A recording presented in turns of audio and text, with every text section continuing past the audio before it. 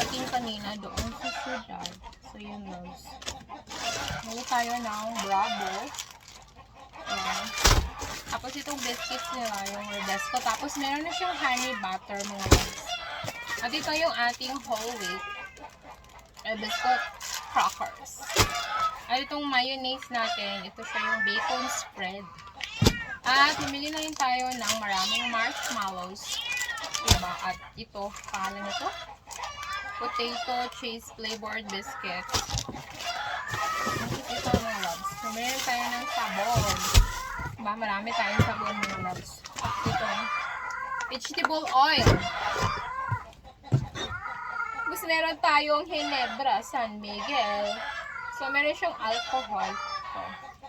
Ginebra San Miguel. Ito. Yeah. Ginebra San Miguel. Tapos, meron na tayong pork and beans and pickle chips. Ito loves. Ang pangalan nito? Spicy biscuit siya. Tapos, meron tayong pork and beans na naman. Tapos, toyo, soy sauce. And also, yung Tito flavored biscuit again. And itong, yeah, meron tayong filter to go well. At meron tayong sardinas. Yeah. So, yun na mga loves.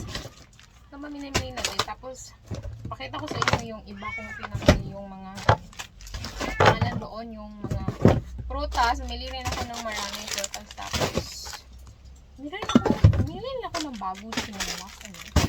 Yeah, meron rin ako sinelas na binili ko. Kita ko sa inyo ngayon yung mga binili ko ng mga Mason.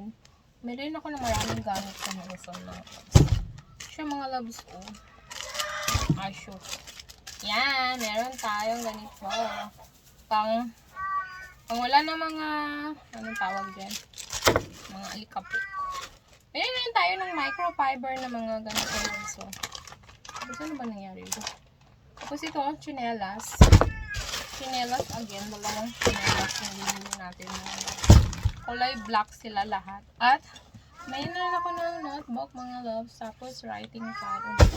Ito na mga loves, kulay pink. Tapos ito naman yung kulay na green, light green siya. Ito yung iba dito. Ito naman kulay pula. Kulay pink.